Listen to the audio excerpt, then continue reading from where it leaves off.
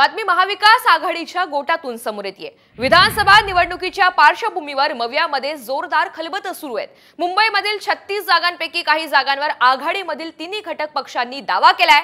ठाकरेंच्या शिवसेनेनं 22 तर काँग्रेसनं 18 जागांवर आपला दावा ठोकलाय। तर पवारांच्या राष्ट्रवादीला 7 जागा हव्यात।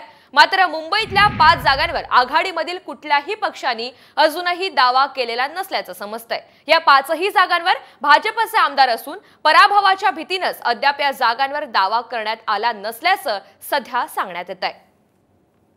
दरम्यान महाविकास आघाडीच्या गोटात मुंबईमध्ये नेमक्या काय हालचाली सुरू आहेत, आपण याची माहिती ग्राफिक्सच्या माध्यमातून समजून घेऊया। तर मुंबईमधील 36 पैकी 22 जागांवर ठाकरेंच्या शिवसेनेनं दावा केलाय। मुंबईमधील 36 पैकी 18 जागांवर काँग्रेसचा दावा आहे। दुसरीकडे मुंबईमधील 5 मतदारसंघांवर मवियामधील कुठल्याही पक्षाचा अद्याप दावा करण्यात आलेला नाहीये।